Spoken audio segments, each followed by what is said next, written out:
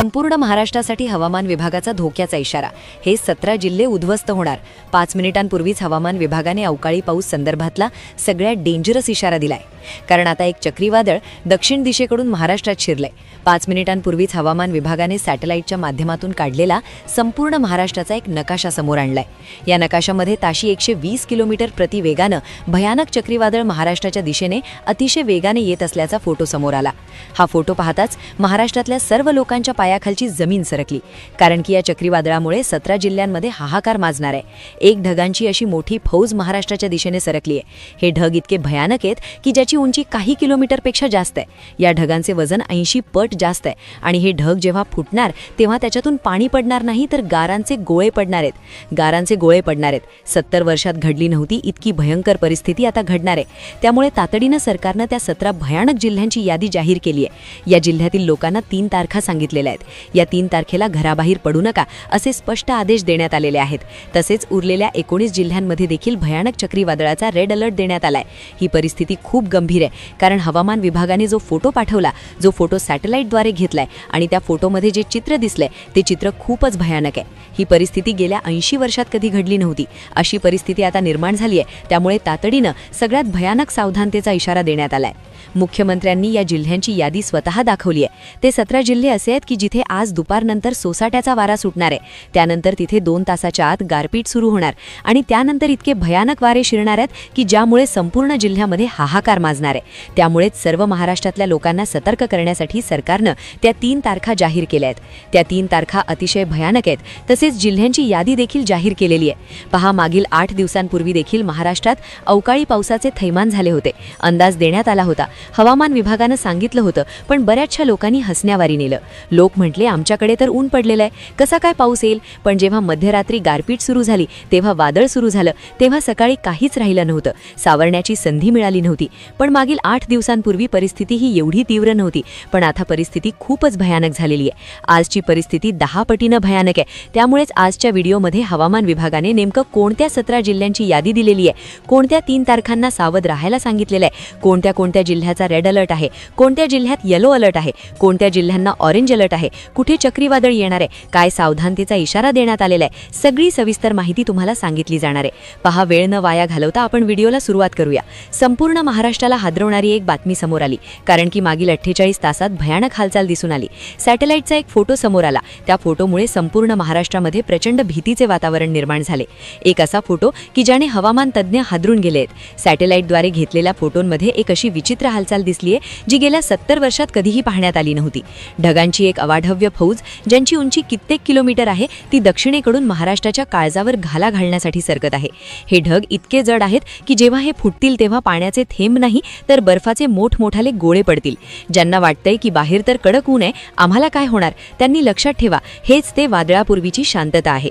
अरबी समुद्राचा रंग अचानक काळाभोर झालाय आणि तिथून उठणाऱ्या वाफेच्या डोंगरांना हिमालयाची थंड हवा धडकली आहे। ही धडक ज्या 17 जिल्ह्यांत होणार आहे तिथे अक्षरशः ढगफुटीपेक्षाही भयानक दृश्य पाहायला मिळेल। कोणत्या जिल्ह्यांमध्ये चक्रीवादळ येणार, कोणत्या जिल्ह्यात रस्ते वाहून जाणार, या 17 जिल्ह्यांची यादी आणि त्या 3 भयानक तारखा मी थोड्याच वेळात सांगणार आहे। तोपर्यंत 1 सेकंडही व्हिडिओ स्किप करू नका। कल्पना करा, दुपारची वेळ आहे, अचानक सूर्य गिळला जावा तसा काळोख होतो आणि पाहता पाहता वाऱ्याचा वेग इतका वाढतो की डोळ्यांसमोरची झाडं एखाद्या काडीसारखी मोडून पडतात। हे चित्र काल्पनिक नाही तर पुढच्या काही तासात प्रत्यक्षात उतरणार आहे। हवामान खात्याच्या रडारवर दिसणारा हा लाल ठिपका म्हणजे साधी पावसाची नोंद नाही, तर ते एका महाविनाशकारी ऊर्जेचं केंद्र आहे। जमिनीपासून 10 किलोमीटर उंचीवर तयार झालेला हा ढगांचा डोंगर जेव्हा जमिनीवर आदळेल तेव्हा तिथे फक्त पाण्याचा पूर नसेल तर विजांचा असा तांडव असेल जो जमिनीला हादरे देईल।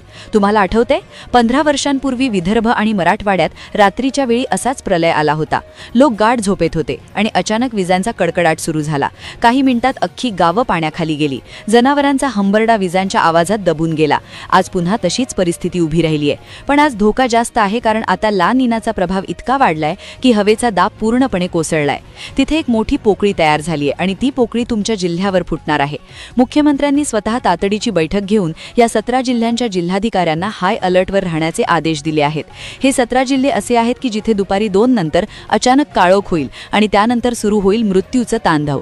ताशी 100 ते 120 किलोमीटर वेगाने वाहणारे वारे घरांची छप्र उडवून नेतील, विजेचे खांब मुळासकट उपटून टाकतील.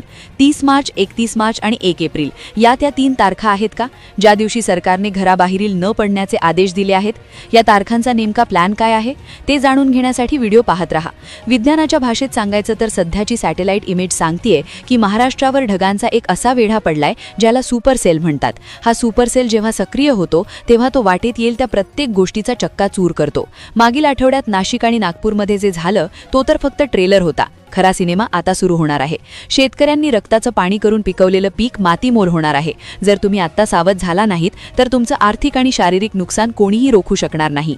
या वादळाची तीव्रता इतकी भीषण आहे की हवेतील आर्द्रता आणि उष्णता मिळून एक थंडर स्टॉर्म सेल तयार झाला आहे. हा सेल एकदा का जमिनीला स्पर्शला की पुढचे 6 ते 8 तास तिथे निसर्गाचं क्रूर रूप पाहायला मिळेल. घराबाहेर उभ्या असलेल्या गाड्या पत्त्यांच्या बंगल्यांसारख्या उडून जाऊ शकतात. वीज पडण्याचं प्रमाण या 3 दिवसात इतके जास्त असेल की प्रत्येक सेकंदाला आभाळ फाटल्यासारखा आवाज येईल. हे केवळ पाऊस पडणं नाही तर हे निसर्गाचं क्रूर हसणं आहे जे आपल्या बेसावधपणावर वार करायला टपलं आहे. आत्ताच्या टेक्नॉलॉजीचा वापर करून आम्ही तुम्हाला हे आधीच सांगत आहोत. गुगल मॅप्स आणि AI प्रेडिक्शननुसार ढगांची ही घनता महाराष्ट्राच्या मध्य भागात सर्वात जास्त आहे. याचा अर्थ असा की मराठवाडा आणि विदर्भाच्या सीमावर्ती भागात सर्वात जास्त हाहाकार उडणार आहे. काही ठिकाणी तर जमिनीला भेगा पडतील इतका दाब निर्माण झाला आहे. कोणत्या जिल्ह्यामध्ये गारांचा पाऊस पडणार आणि कुठे चक्रीवादळ धडकणार या यादीत तुमच्या जिल्ह्याचं नाव पहिल्या क्रमांकावर तर नाही ना? जिल्ह्यांची यादी आता सुरू होत आहे. ही परिस्थिती केवळ नैसर्गिक नाही तर ती एका महाप्रलयाची नांदी आहे. जुन्या काळात लोक म्हणायचे की जेव्हा निसर्ग कोपतो तेव्हा कोणाचंही ऐकत नाही. आज अगदी तसंच घडताना दिसतंय. मोबाईलवर मेसेज येत आहेत, न्यूज चॅनलवर इशारे दिले जात आहेत, तरीही काही लोक गाफील आहेत. लक्षात ठेवा, ज्यांनी गेल्या वेळी दुर्लक्ष केलं होतं त्यांची घरं आजही उघड्यावर आहेत.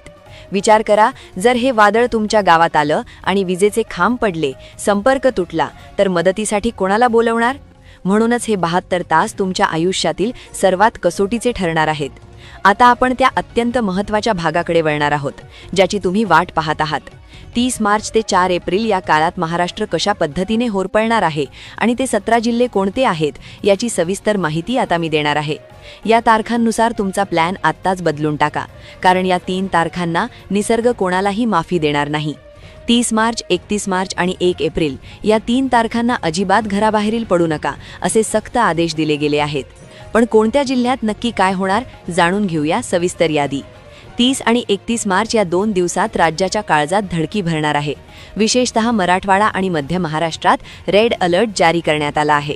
मराठवाड्यातील छत्रपती संभाजीनगर, जालना, बीड, धाराशिव, लातूर, परभणी, हिंगोली आणि नांदेड या जिल्ह्यांमध्ये ताशी 120 किमी वेगाने वादळ आणि मोठ्या गारा पडतील. मध्य महाराष्ट्रात पुणे, नाशिक, अहिल्यानगर, सातारा, कोल्हापूर आणि सोलापूरमध्ये घरांची पडझड होण्याची दाट शक्यता आहे. विदर्भातील बुलढाणा, अकोला आणि वाशिम या जिल्ह्यांवर संकटाचे ढग दाटले आहेत. 1 एप्रिल आणि 2 एप्रिलला खानदेश आणि पूर्व विदर्भात काय होणार? तिथे ढगफुटीची शक्यता आहे का? पुढील यादी नीट ऐका. 1, 2, 3 आणि 4 एप्रिल या काळात पावसाचा जोर कमी होण्याऐवजी तो अधिक हिंसक रूप धारण करेल. खानदेशातील जळगाव, धुळे आणि नंदुरबारमध्ये केळीच्या बागा आणि घरांचे पत्रे उडून जाण्याची भीती आहे. पूर्व विदर्भातील अमरावती, नागपूर, भंडारा, गोंदिया, गडचिरोली आणि चंद्रपूरमध्ये विजांच्या कडकडाटासह मुसळधार पाऊस आणि ढगफुटी सदृश परिस्थिती निर्माण होईल. ते 17 जिल्हे जिथे यमदूत घिरट्या घालत आहे त्यांची सविस्तर यादी आता नीट ऐका.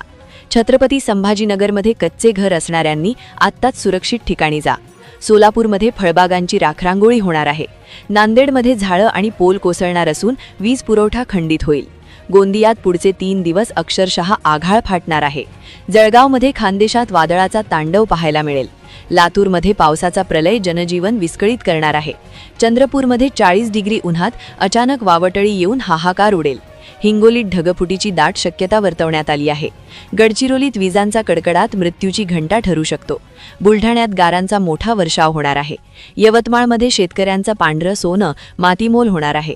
भंडाऱ्यात नदीकाठच्या गावांना तातडीने रिकामे करण्याचे आदेश देण्यात आले आहेत. धाराशिवमध्ये पुढचे 48 तास अत्यंत धोकादायक आहेत. वाशिममध्ये छप्र उडवून नेणारं वादळ येणार आहे. वर्ध्यात त्वरित सुरक्षित आसरा शोधा आणि बाहेर पडू नका. अहिल्यानगरमध्ये अचानक येणारा पाऊस सगळीकडे दाणादाण उडवेल आणि सांगलीमध्ये पश्चिम महाराष्ट्रात पावसाचं भयानक थैमान पाहायला मिळेल. Subscribe now and press the bell icon. Never miss an update.